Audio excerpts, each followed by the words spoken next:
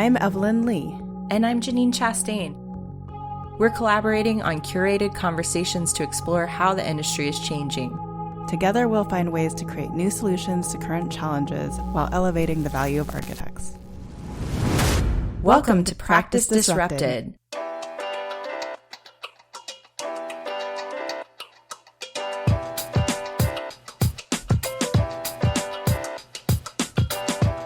Hello, listeners. Hi, Janine. Hey, Evelyn. Hey, listeners. Today, we're exploring the role that knowledge plays in running an architecture firm or studio, and actually how that contributes to better business.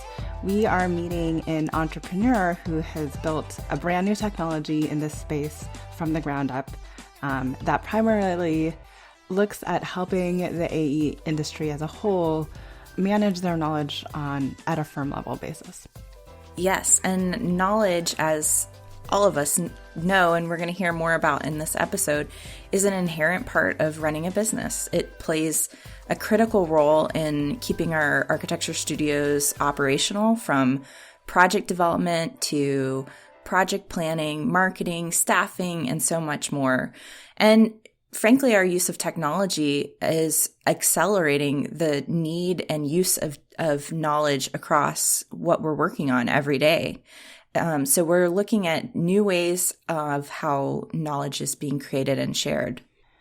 And I think what else is interesting is the architecture industry is full of knowledge workers, but most architecture firms actually struggle with a way to systematize that knowledge so that it is easily and accessible to everyone in the firm. If you think about every conversation or email or communication that you have that is just sent to you, and how much that information does or doesn't even get out to the rest of your team at the project level unless you communicate that back out to them.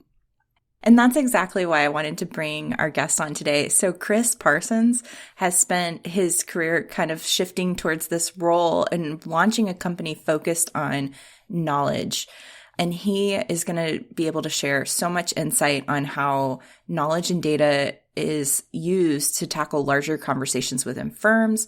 One we talk about is diversity, equity, and inclusion. And I know he's having similar conversations with all of these different firms that he's working with as his clients on a regular basis. So I've asked him to join us so that he can especially speak to his role as an entrepreneur, but his work in serving mid to large size firms on this knowledge management company that he's created. So here is his bio. Chris Parsons is the founder and CEO of Knowledge Architecture. He is responsible for research and development, sales and marketing, and organizational development. So he's obviously wearing a lot of different hats. He is the executive producer of KA Connect, an annual management conference for the AEC industry. And Chris has been a technology leader in the AEC industry since 2002, including serving as Chief Information Officer for Steinberg Architects and the Information Technology Director for SMWM, which is now Perkins and Will, but I have a long love for the people that have worked at SMWM. Christopher also has a degree in history from Wake Forest University. He is an avid reader, hiker, bird watcher, and cook. So his company is called Knowledge Architecture, and they build software, community, and best practices to help architecture and engineering firms find, share, and manage knowledge. Their software platform is Synthesis, a social intranet which integrates with Deltek, Newforma, and OpenAsset. They also run an annual knowledge management conference for the AEC industry called KA Connect, as well as a client community of practice for Synthesis intranet teams called KA Advance. Founded in 2009 and serving over 100 AEC clients, Knowledge Architecture is privately held, employee-owned, and passionate about co-creating and sharing best practices to advance the state of knowledge management in the AEC industry. Let's cut to the interview.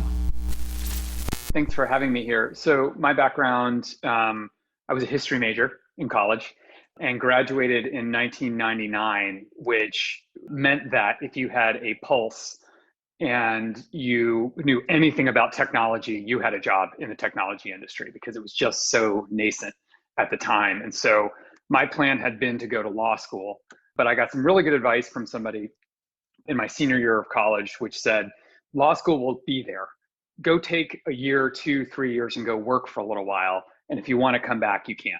And I didn't go back. So I got lucky. I got into this technology consulting company, and I flew all over the world and worked with all over the country and worked with all kinds of different interesting industries, and got into kind of moved from kind of basic technology like network and infrastructure into software development. And right as I was starting to peak in software development, right at the age of 23, I got laid off because the dot-com boom hit us and 9/11 hit. And it was just in San Francisco, there were no jobs. Like, it was bad. And the job I found, I had this criteria that I really wanted to work in the city because I didn't have a car and I wanted to walk to work. And when I put those parameters on my job hunt, I basically got law firms and architecture firms. That's who was hiring and who fit those criteria. And so I took a job in an architecture firm to ride out that recession to get back into the software industry.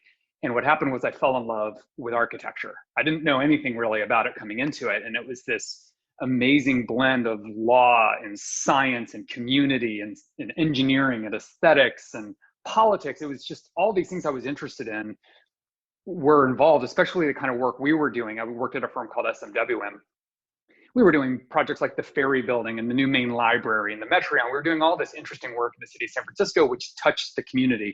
And so I ended up staying there for 5 years as their IT director, then went to Steinberg Architects for 3 years as their chief information officer, and then started our company in 2009. So never went back to law school and never got back into tech. I just fell in this industry and fell in love. Wow, hearing that story, I actually realized I don't think I've ever known you, known your background and how you kind of got into all of this. So that was really interesting to hear. So can you tell us just a little bit more about what knowledge architecture is and, how it serves the architecture profession and why what you do is kind of so critical and important to the profession? Sure. Well, I think first and foremost, we are a software company and we're based in San Francisco. That is where the vast majority of our revenue comes from. It's from software licensing. We're privately held. We're employee owned. And the thing that we're really passionate about is, co-creating and sharing best practices to advance the state of how knowledge gets managed in our AEC industry. So we work with about 50-50 architecture and engineering firms. I came from architecture, as I'd said before. This has been a great learning opportunity for me to get to understand the engineering side of our industry too. So the software platform is called Synthesis. It's an intranet for architecture and engineering firms. You might have some listeners who don't know what an intranet is. So you should think of it as an internal website for your firm. So people within the firm would go there to find, information they need to do their job. So things like policies, procedures, standards, best practices, a list of projects and who worked on them and people and what their skills are and who worked on what.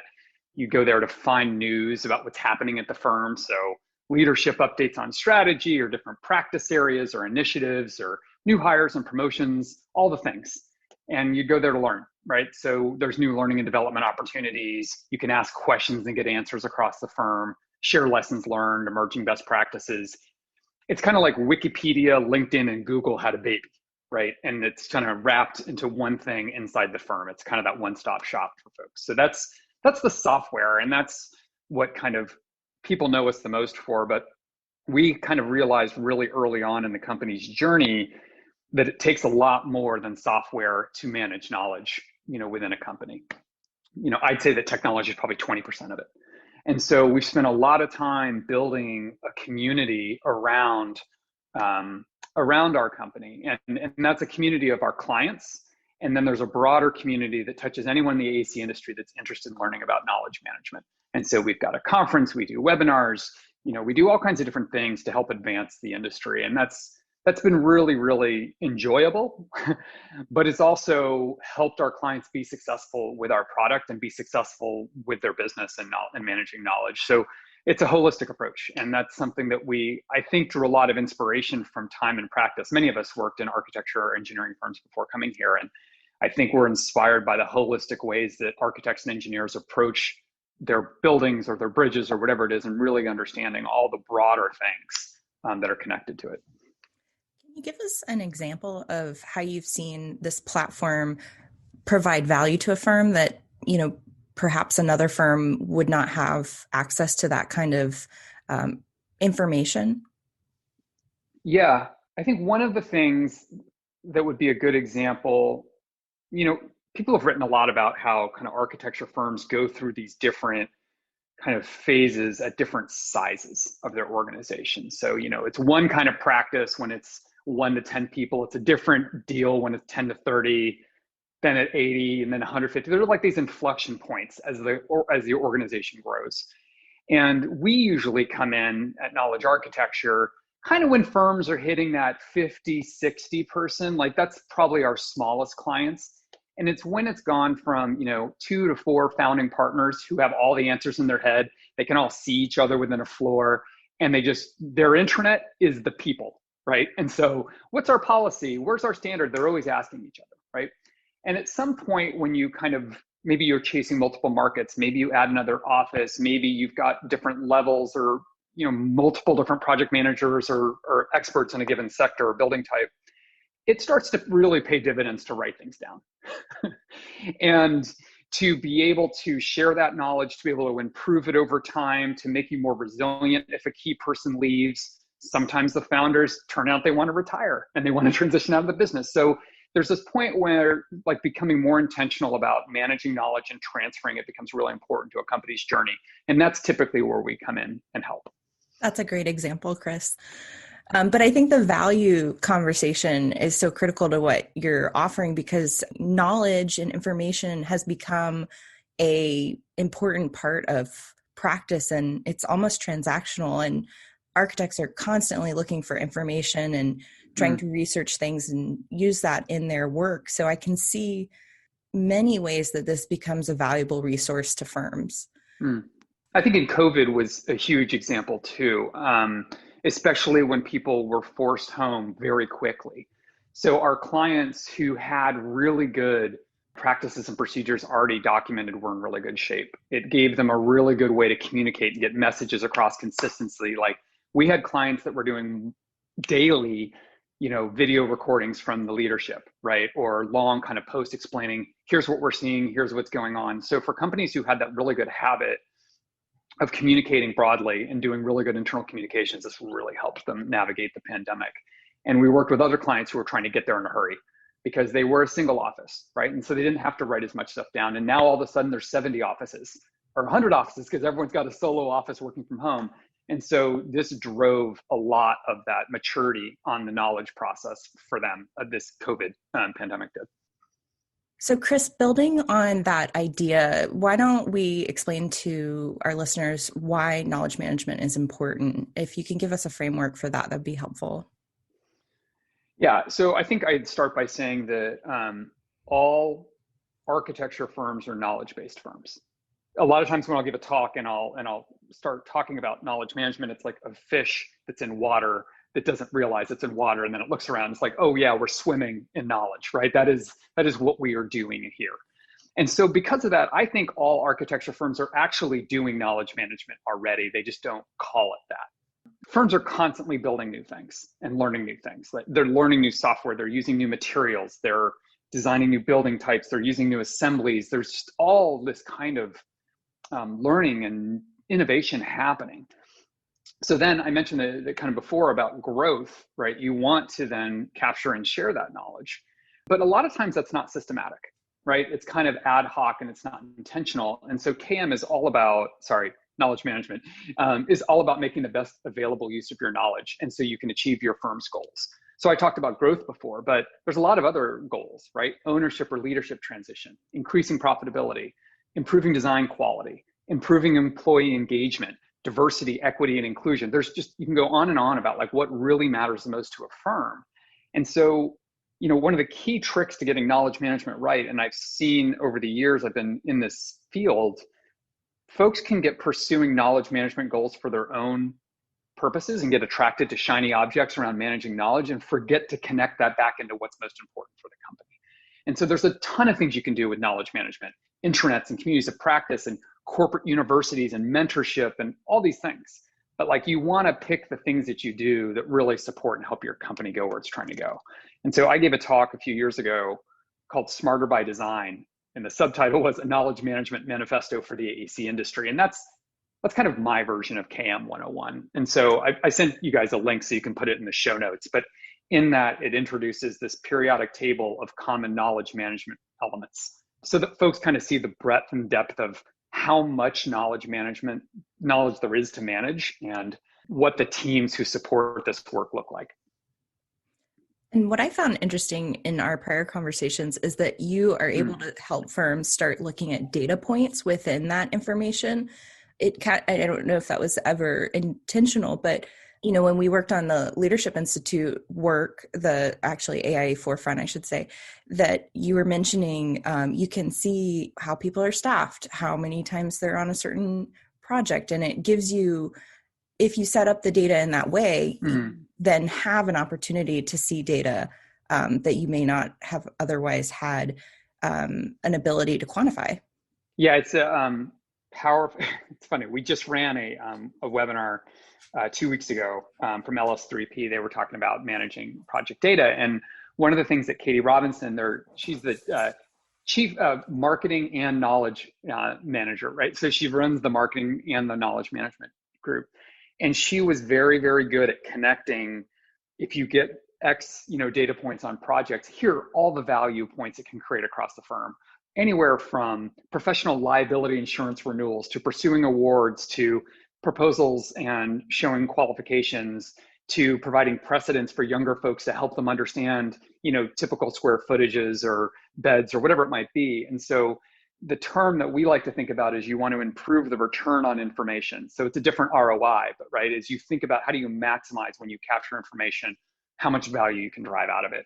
And it's an art, right? And it's something that we continue to get better at, our clients continue to get better at. But I've definitely seen a mature, since we started, and we're not taking credit for this, but I think the kind of the focus and the intentionality around managing data has certainly taken off. At the top of the conversation, you mentioned that, there's a lot of firms playing catch up because of COVID and because, they went from one physical office to now 100 offices. So as firms look at coming back after COVID and having a more flexible workplace, where you're not necessarily going to see all of your coworkers when you come into the office unless there's some intentionality behind bringing everyone together. How does knowledge management increase in value? And you mentioned also that technology is 20% of the solution. So, what are other things that they need to do to ensure they are properly collecting knowledge and putting it actually in the right place and adopting new policies and processes? And how do you respond to people who say, I don't have the time to do this? So I think kind of going back to first principles, there is more knowledge in your practice than you can manage. Like that's just a fact that people will, once they start looking at this work, they're coming to terms with that fact that it's hard to do, right? It's like all of a sudden it's like, oh my gosh, there's all these things we aren't managing. There's all this stuff we could capture. It's overwhelming. And so I think quickly getting from that position to like what knowledge matters most is really important. And I mentioned this connection about making the knowledge management strategy subordinate to the business strategy before.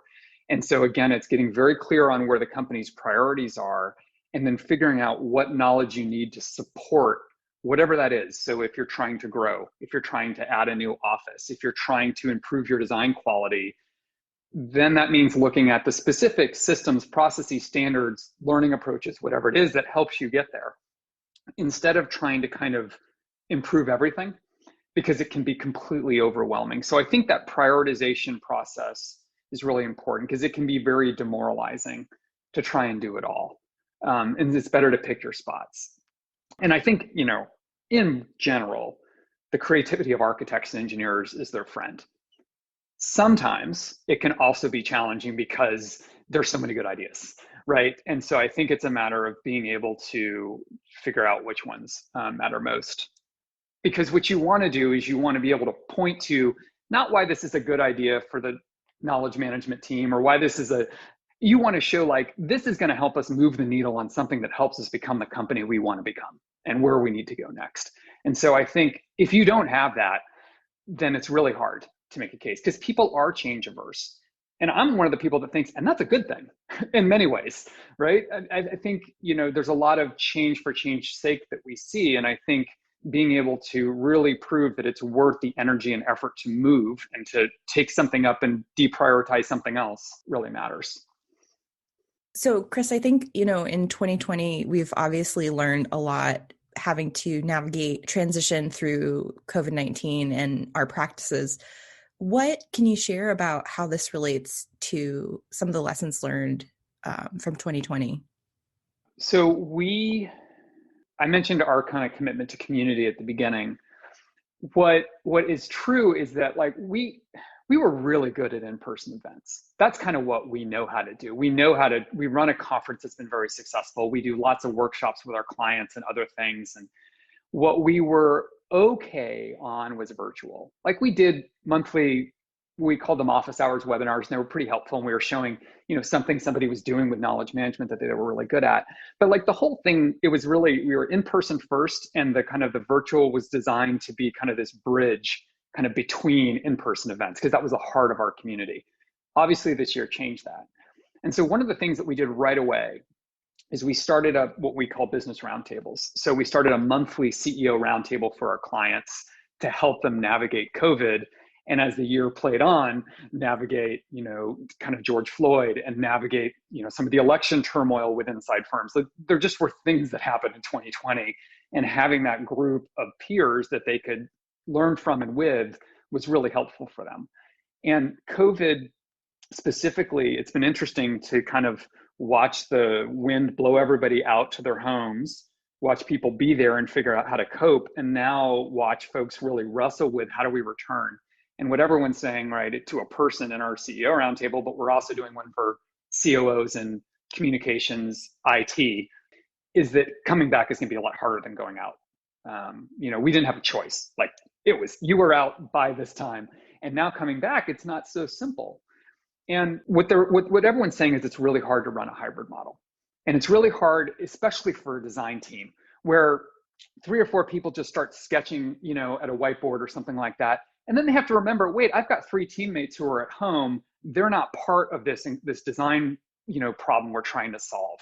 And so now we need to choose between slowing down and letting the inspiration in the moment pass so we can become more inclusive, right? Or just to keep going and leave people out of this. And it's a really tricky thing to navigate. And so some firms are really trying to wrestle with, do we stay more like this, like more work from home and purpose, so that it's really easy. If everyone's on digital screens, it's easy to collaborate. If everyone's in person, it's easy to collaborate.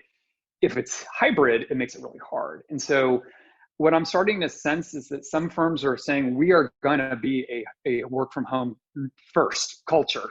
And we're going to use the office for special occasions, for big meetings, to use a 3D printer, whatever that might be.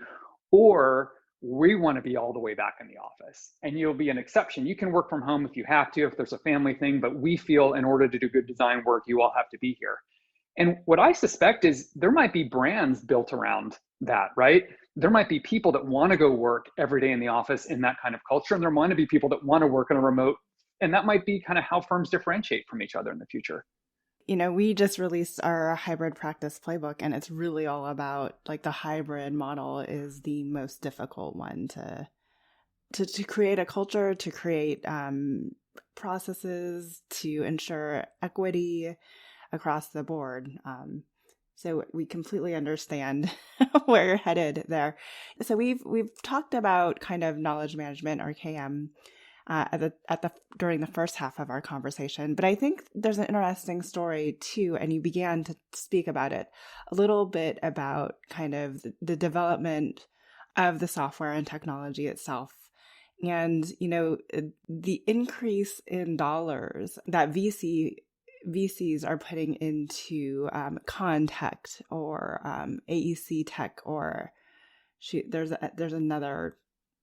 Built Tech, I've seen that one. Built Tech, But anyways, this is really actually a growing field, and I know there's some firms out there that have written incredible Rhino scripts that if they could, even figure out a way to package digital assets and resell them, that's another revenue line for them. So can you tell us a little bit about knowledge architecture and your company as a product and how you've begun to build that out?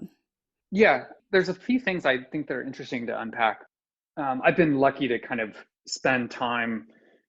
A lot of people were very generous with their time with me when I was getting started. And, saying like people that were further down the entrepreneurship journey, I had no idea I wanted to be an entrepreneur growing up. I'm not one of those people that knew this since they were 8 years old. This was a kind of a surprise to me. And, the reason I got into business was about quality of life.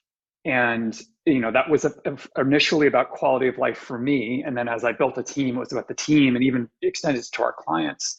And I think that the advice that when I get asked that question now is to deeply understand why you want to start a business and then design and build a business which meets the goals, those goals, not the business you are kind of quote unquote supposed to build or you see other people building. And, for me, I came across a book recently, like 2 or 3 years ago, called The Advantage by Patrick Lencioni. And I can't recommend it highly enough. It talks about organizational health. And one of the most important exercises in the book that he suggests, and we worked through this as an organization, was why do we exist really? Not the kind of the sanitized website version or the kind of inspirational marketing slogan, but seriously, are you here to make money? Are you here to be famous? Are you here to change the world? Are you here to be a service to other people? Is there a problem you really want to chase? Is it lifestyle or quality of life? Because you can be motivated by more than one thing, but I think deep down, like there's some kind of like primal force that's getting you out of bed and made you leave a safe job and start something, right? And I think the more honest you can be with yourself and your team about what that thing is really, like the more successful you're going to be. This does impact kind of the product, the company we built, because, I read a book called Small Giants by Bo Burlingham really early on too. And I figured out that like what I wanted to be was a small giant, right? The small giant doesn't have to be a huge company that raises money. It can be, a niche business that focuses on an industry I fell to love, which was AE, right? It can be sustainable. It can be employee owned, and you can optimize for quality of life over financial returns. And that's what you have to do when you have investors. You are responsible. You have their money. The reason they're investing in you mostly. I mean, I'm not saying that investors don't care about other things, about the environment and, improving society, but really they need to see a return on their money. I wanted to find a way where we could optimize on quality of life and to figure out like how we can have a good balance around like how much we work and when and where and who we work with and what we work on and who we work for, what our values are. And to be able to be in control and determine those things was really important. So all that to be said, like I figured out that software was a really good way to get those things. There's a really nice thing about a recurring revenue stream that comes along with a software business. Because I watched for 8 years in the 2 architecture firms I watched the agony the partners went through about watching the cliff of when the backlog would run out and where's the next project coming from. And, I was lucky enough to work with Kathy Simon, who was the S in SMWM. And she was good friends with Richard Rogers. And I remember, I'll never forget her telling me Richard Rogers talking about the cliff.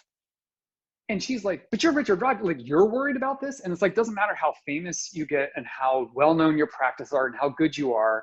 Like that is a reality of being in the design business that like was very stressful on those folks. And part of designing KA was like, I want to be able to sleep every night, and not really worry about the payroll piece. So that got us, the software thing made sense. And, then the pieces start falling in place. Like I already knew kind of software, I knew architecture, I was in love with this problem around knowledge, and we experimented, and then we found ourselves doing what we're doing. And so I guess what triggered me was the RhinoScript thing. That's kind of the difference between an invention and an innovation, right? That's the gem of something, but like you have to build a whole business and a team and a vision around it that allows you to deliver that RhinoScript to somebody sustainably and figure out how you're going to make payroll and impact the world and those kind of things. So I have found, honestly, designing knowledge architecture to be equally as gratifying as designing our software product, because designing a business is a super interesting thing to do. That's a really good point because you can have a great idea, but if you don't figure out the business model behind that idea, you don't have a business, um, which is kind of the critical qualifier of being an entrepreneur. Um, so I guess, to follow up on that thread, can you share a little bit more about this R&D process and the kind of discovery process that goes into navigating that growth, either from the technology standpoint or the business venture standpoint? Yeah, our starting point for R&D is, and it's going to sound really obvious, but it's like, this is one of those things in business, like the things that you hear all the time, the cliches, they're cliches for a reason. But it takes a certain amount of experience to understand how wise those cliches are when you get started. And ours is very client centric. And by that, I mean, like, our clients tell us where to take the product. Like, and part of our goal is to stay incredibly close to them. So I mentioned things like our conference and these business roundtables. In addition to those things, we've got an online community. We do daily client success interactions and sales interactions. We get such a wide funnel of feedback that comes to us, and we have deliberately designed and built that funnel to be wide and to be good at moving the energy of our community into our team, so that when we go to design, it's crystal clear. Like, our roadmap, it's never a problem. Like, we always have plenty to work on. And we are generally pretty good about knowing what the priorities of those things are and in what order. So we don't spend any time around the office saying, like, what would be a really cool idea for us? It's like, no, we've heard, like, we know what we need to do. And so then it's like, well, how do you design, once you've got all this feedback? And, this is where me spending that time and other folks in my organization spending time inside design firms was really, really valuable, because I watched precedent research happen over and over and over again. So we look at the best stuff. We look at the best consumer tech, the best enterprise products. We look sometimes even outside of software. Like, there's some cool stuff happening on Instacart that we learn from to build our product, whatever it is. And so we try and have a really wide funnel of what we look at from a precedent research. And then it's this iterative design process where we get lots of feedback along the way. Again, like, I watched architects lead a very iterative, inclusive design process for a long time, and it got itself into my bloodstream. And so, like, that's the way that we design and we ship products now. And it's my wife and I actually lead the design team together, which is a whole nother story. But it's really fun. And she has an interesting background of being an executive recruiter. Stopped doing that, went to art school, got her MFA at the Art Institute in San Francisco, and is a novelist and an artist and a poet. But then she also works on product design with me. So she's got this great, like, business art, sensibility, and we make a good dynamic pair there. And so I just feel very, very blessed to be able to work the way that we do. I want to pause and just acknowledge that Kathy Simon, you mentioned it a little bit earlier. We both have that in common. We worked for Kathy, and I feel like she taught me so much about pursuing marketing and trying to win work in the San Francisco Bay Area. So I think it's pretty cool. You got to work on the ferry building with her too. Is that correct?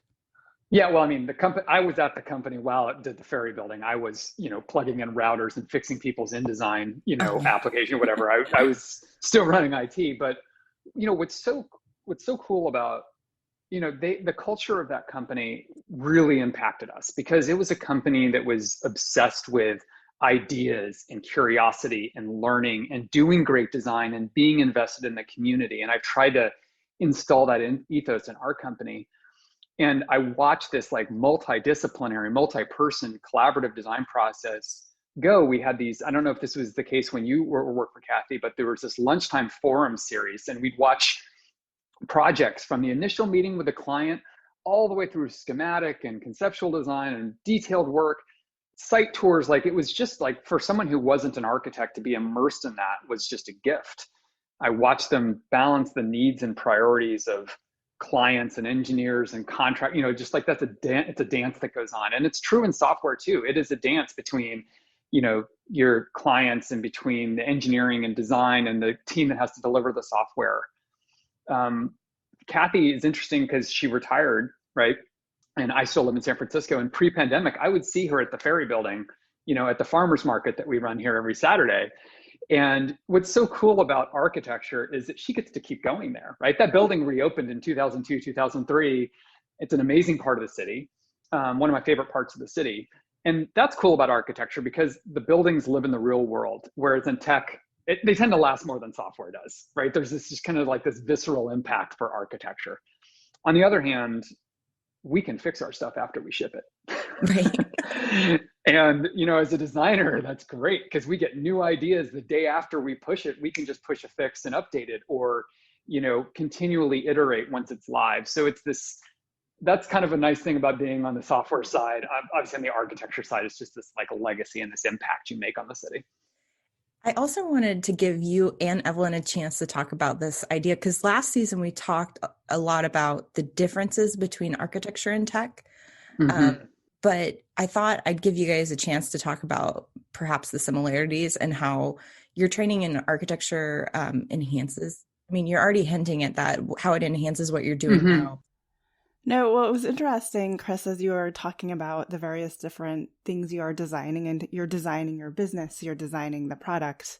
It was really great to end kind of with that story of the ferry building and the lasting impact. But at the same time, as you were saying all those things about what you were designing, I was like, in a way, this is the ultimate design problem for an architect, and you're not up against any of the constraints of a timeline or a finality, right? Because it continues to evolve as the user's preferences and new technologies are available. It is much easier for you to evolve the design of the product than it is for us, honestly, to make a building more energy efficient year after year after year, right? So for me, I've always been interested in the design of processes and businesses. And it would be really great, I think, to hear your perspective again, even though you've begun to go into that, about how design impacts and how you bring all your learnings from architecture and are inspired by that to your business, but also, what can our younger listeners kind of take away from what they're doing now, especially the ones that are like, I'm not sure if architecture is the right thing for me. I think there's still a lot of lessons to be learned in what they're doing within a firm and how that translates out to other entrepreneurial possibilities. Yeah, I do think the design of business is super interesting. And I think, well, one of the things that, and this was partly the time that I was in those companies, because I think there was this like great awakening around design that started in the mid 2000s. And I just happened to be in a design firm when it was happening. And they're like, yeah, no kidding. That's what we've done for a living.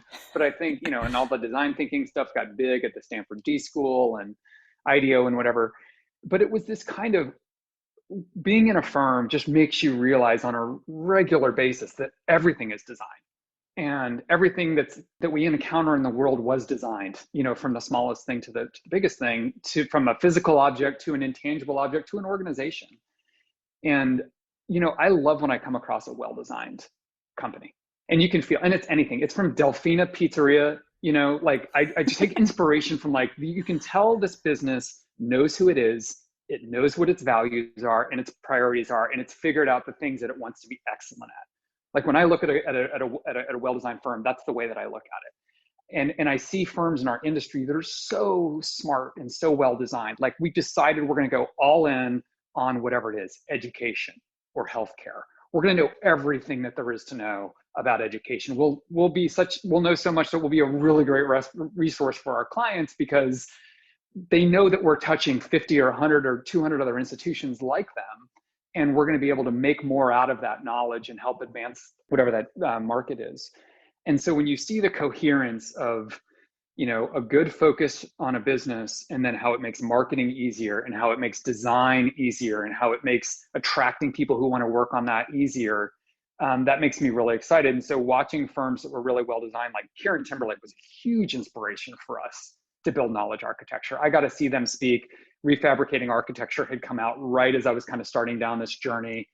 And I'm like, wow, that's a firm that really knows who it is and really knows what it wants to be. And it wants to compete on knowledge, right? It was one of the first firms, I think, that was very visible about their investments in R&D.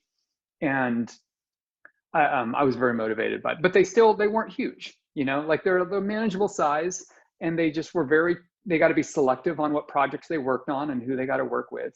And so I think part of your question was around like what I learned from watching firms. And I think the good design firms design themselves, and they figure out how they're going to be around in 50 or 100 or years, and to kind of be a long-term organization.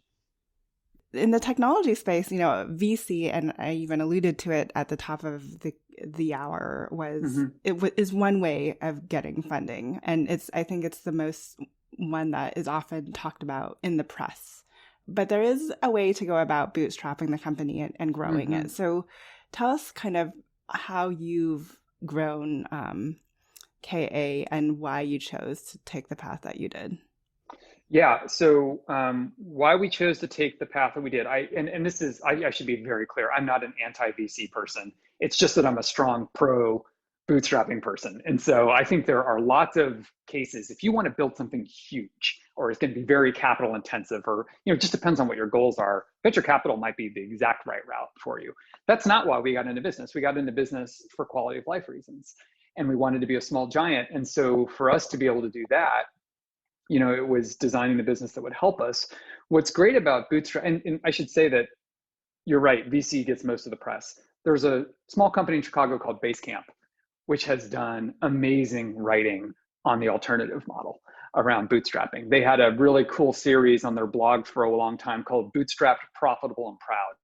And what they did is they highlighted businesses that were over $1 million in revenue, profitable, and didn't raise outside money.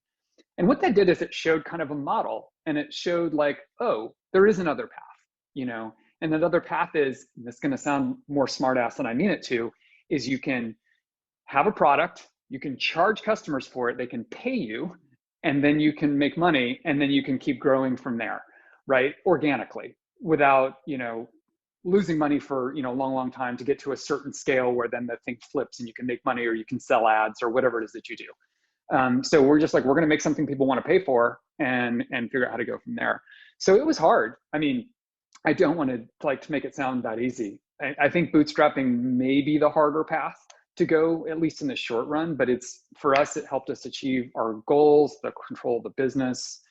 We got to, and again, I don't mean this to sound like it's an indictment on the other, on the VC side, but we just have one less person in the room. We don't have an investor in the room.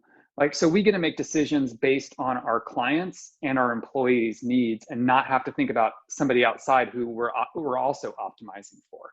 And so when we think about our values, or how fast to grow, or where to go, or can we just stay in architecture? Because I know that if we had venture capital, right, it'd be like, how can you guys expand into law, advertising, all the other accounting, all the other professional services verticals? Why aren't you also in manufacturing? And it would just be like, let's get this thing big as fast as we can. And we like really going deep, in one area. So I think it's good for people to know that there are options, and, that there's an option where you can do it. You might have to do some of the things like we did, like maxing out credit cards and tapping into 401k and all those kind of entrepreneurship things. But at the end of the day, we're now 11 years in, and we are an employee-owned company. We have control over our destiny, and that's a pretty powerful thing. Chris, you've mentioned a lot of great things between talking about knowledge management and the importance of that and the value it brings to firm, and then also lessons learned from being an entrepreneur and starting a business.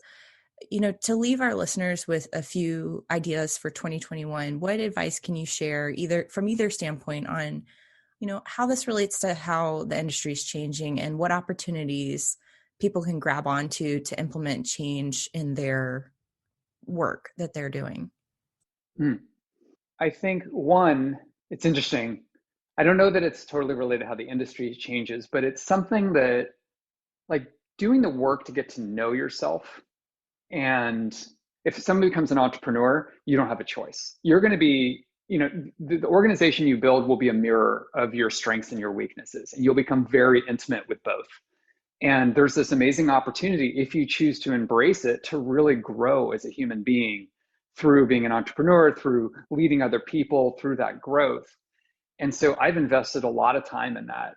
Like I've been writing in a journal for 20 years. I've meditated, I do yoga, I do a lot of reflection kind of stuff. And, some of that has been coming to terms with some things about the way whatever it was, the way I grew up, the way I was born, that like just made me sometimes a little defensive or sometimes, a little bit aggressive or whatever it is. It's like I've had to, like, at certain points in the journey, be really clear about what was going on and get to know, like, myself as a person, strengths and weaknesses, but also what's really important to me. And then what's important to all the people I work with. And I do think that, like, I'm seeing more of that in this next generation of leadership in our industry. I think it's becoming kinder and more compassionate and less command and control and more inclusive kind of co-op type way of running a business. And I think that's amazing, because I actually really think that that's a much more aligned with knowledge management, right? I mean, I think what we see in knowledge management is tacit and explicit knowledge. And explicit knowledge is things that you can write down. They're procedures, they're Rhino scripts, or whatever it is. You can externalize that. Most knowledge, and people estimate that's around 20% of knowledge. Most of it's tacit. It's in our heads. It's silent. Tacit is from the same root as taciturn, right? And so it's this deep knowledge, that smarts that people carry around with them, and they can't necessarily externalize it. It's just things that they've learned. And so I think, everybody that serves in a firm has life experience as well as technical experience and design experience that they can add value. And I think the more that companies are able to run really inclusive design processes or software processes or whatever it is, they can tap into more knowledge. And if we get back to knowledge management being about making the best use of your firm's knowledge to support your goals, like, what could be better than being able to really, like, get the best out of the people that you work with? And they're going to stick around, and they're going to be enthusiastic, and they're going to want to work there. And so I think all of those things come together. That's great. I love that. So Chris, tell us more about how people can get more involved with the work that you're doing or learn more about that. So for anybody that's in the industry that's interested, our K Connect, which was an annual conference, it's now a series of monthly kind of deep dives we do. It's wide open to the whole industry and free. So on our talk archive page, there's over 150 talks about knowledge management in the industry people can see. I suggest signing up for our mailing list. We're announcing new things that are coming up, new programs. And so we've got deep dives on equity, diversity, and inclusion, change management, knowledge management. We're gearing up for a really solid 2021. So we'd love to have new folks be part of that journey and be part of that with us. Awesome. Thank you so much for coming on, Chris. And we will link all of this in the show notes so that our listeners can find that information. So I wanted to thank you, Janine, for bringing on Chris to talk about knowledge management. I really think that this topic does not get enough attention within architecture firms, yet we have so much of it that actually needs to be managed. Yeah. And listening to Chris really reminded me of that experience of being in the studio and having at different types of firms, different experiences with how partners were managing knowledge. So to Chris's point, like, large firms tend to have this type of infrastructure to support knowledge management. And an example is when I worked at Perkins & Will, we had it was kind of like a database system where you could look up any employee in the company and you could see their headshot. You would know what their title was. You knew what office they were working in. And it was like a really great way to understand who you were working with, especially when our offices would partner on projects or pursuits. And that's only just one small way that large firms are doing that kind of knowledge management. And then I think about small and medium-sized firms who are trying to progressively manage this data that they are realizing they're having more and more of. And I think a lot of different firms are, transitioning away from things like Excel spreadsheets and starting to adopt more digital resources that are able to provide this kind of intranet that, like, Chris is talking about. I want to piggyback off a little bit of that, because there's actually, we have firms that have a long legacy, and there's a lot of people right now trying to figure out what the future of work is and what does that mean for square footage development. And I've always wanted those firms that have been around there's firms that have been around for over 50 years that have done commercial real estate for that long. Like, what if they took every single plan that they ever did and essentially took the program out of every plan they did, and then had this research article or this article about how office demands and shifts have changed over time, how the firm has accommodated for that, and then take all of that body of research and say, here's where we anticipate it going in the future. I mean, I think there's really interesting ways to use the wealth of data that we have in our drawings, even our old projects. Yeah, that's a really good point, is like pulling the data back out to use it later. I know one that comes up a lot from a marketing standpoint is, how much square footage have you done of XYZ program? How many number of projects did you do that was in this project type over the last 10 years? How many projects were LEED Platinum? All of these things become really useful data points that your staff needs to have access to and be able to look up pretty easily without having to play telephone across the office trying to find the answer. And I've done that so many times, chasing principals around the studio, trying to get them to agree on exactly what the number was for square footage. But it's a good reminder that when you're starting to think about how to manage this, you really have to, and we're going to come back to our word of the season, an intentional step away from managing information in your head and organizing it in a clear way, taking it off a disorganized server, putting it somewhere where it's accessible and organized for staff to find it.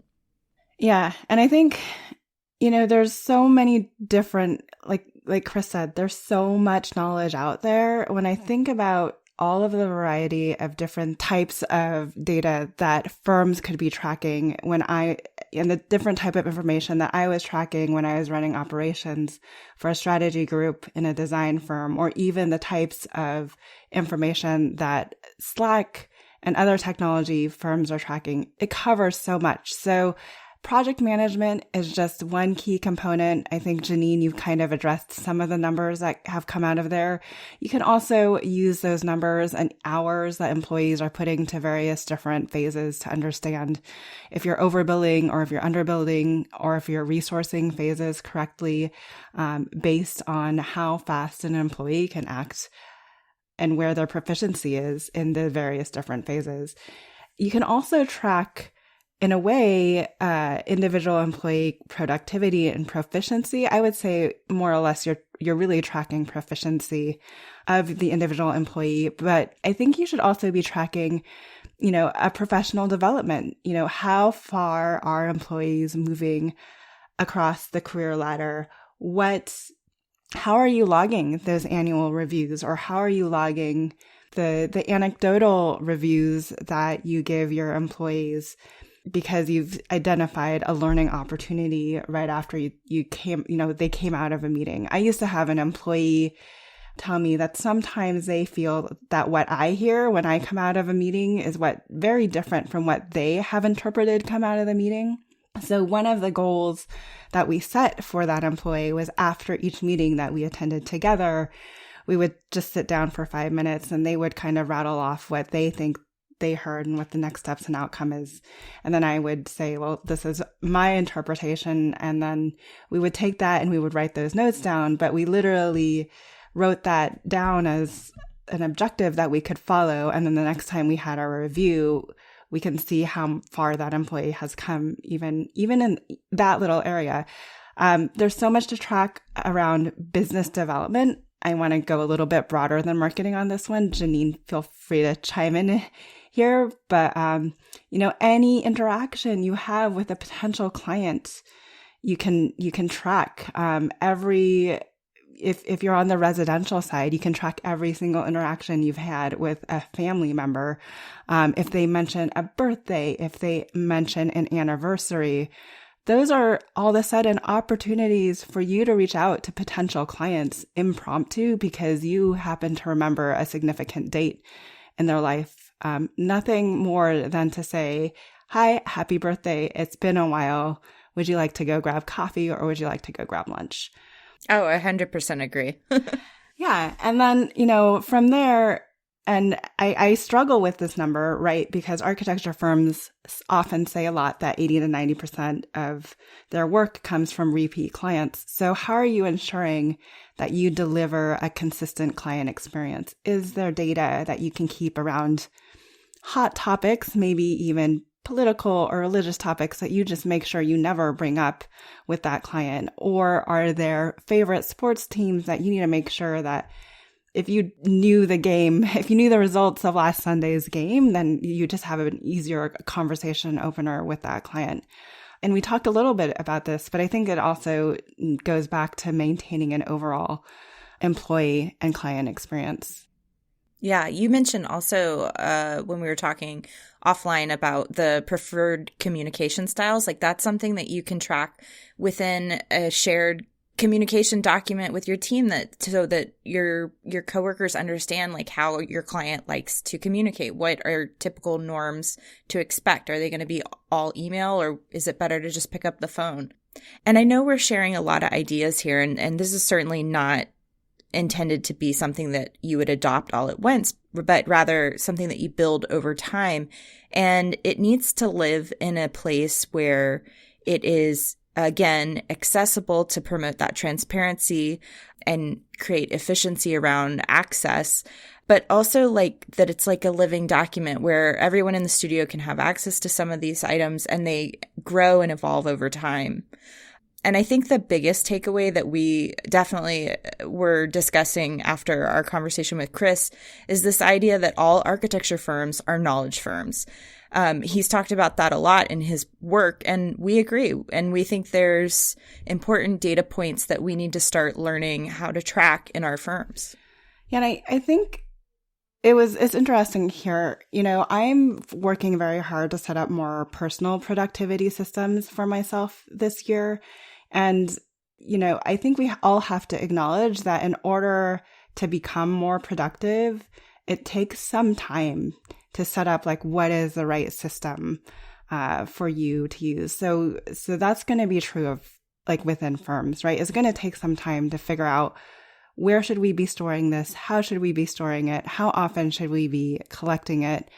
How do we continue to look at this data and decide whether or not we're improving or not?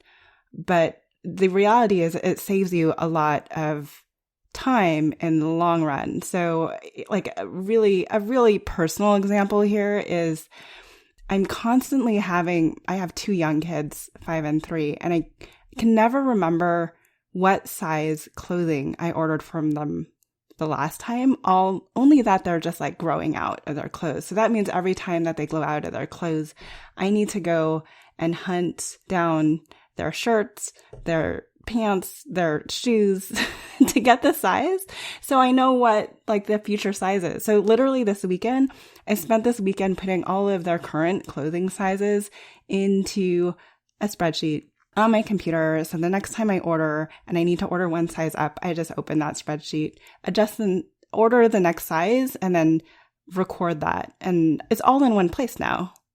And it doesn't have to be huge, tedious things either. It's just if you find yourself accessing something very frequently and it's 20 subfolders down and you just need it in a place where you can like pull it out immediately and reference it continuously, inevitably, probably somebody else at the firm also wants easier access to that information. And you're just creating a quicker path to find those things. Can you share a little bit about, I know you were telling me about the OKRs, and I guess they're similar to KPIs in some way. Can you tell me how those get used in your company, or what people can take away from that?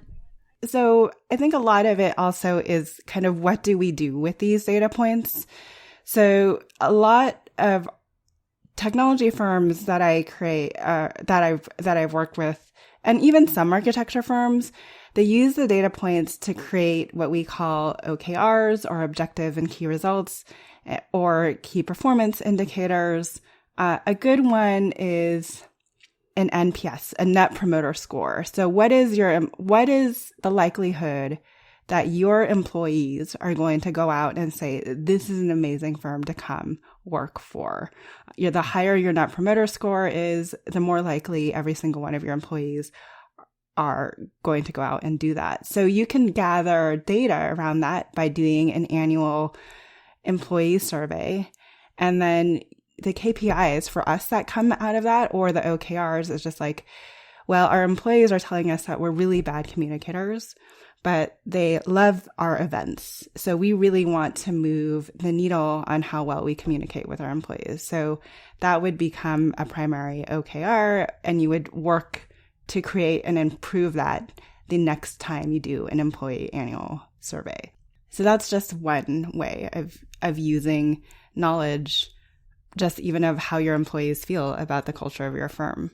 Yeah. And I think we also talked about benchmarks and the opportunity when you realize those data points or you realize patterns in the data, that you create these benchmarks and that you can consistently start measuring against them. I know like this makes sense. And especially when we compare it to the idea of like building performance, like energy performance, you can measure that over time. Similarly, within your organization, there are things that you can measure over time to track, like how is your business improving and growing? Again, I know we're sharing a lot of ideas here, but I think, one of the things that was really exciting for us, especially as entrepreneurs, was to listen to Chris talk about designing the business and building it in a way that it grows. Yeah, so the conversation was a lot about knowledge management, but it was also about designing your business in a way where you're not overwhelmed and where it's working for you, right? So Chris talked about how he was really intentional about how he approached his business. He wanted a business that had a stable source of income, even through the pandemic. And software for him was the solution, right? A subscription-based software where people are going to continue to pay, so you don't have that cliff that he was referring to where all of a sudden you're worried about how you're going to make payroll the next month. So he was really intentional about designing his business that way. And he did it very carefully, and he grew at a scale that was most comfortable to him. So he bootstrapped it. He didn't really take on a whole lot of debt. He didn't need to fundraise or bring on any financial partners. And he's doing okay in one of the most expensive cities in the world, and pretty happy with where he is, serving the clients that he wants and getting all the knowledge fulfillment that he needs out of what he's doing. So there were so many things that we talked about in this interview, and I just want to point our listeners to the show notes. There's a lot of links that we're going to include, that there's, different articles and reading and resources that you can follow up on if you're interested in these ideas to learn more. Yes. And at the very least, if you're at a company that doesn't do an employee annual survey, ask them why, or ask yourself why you don't do an employee annual survey.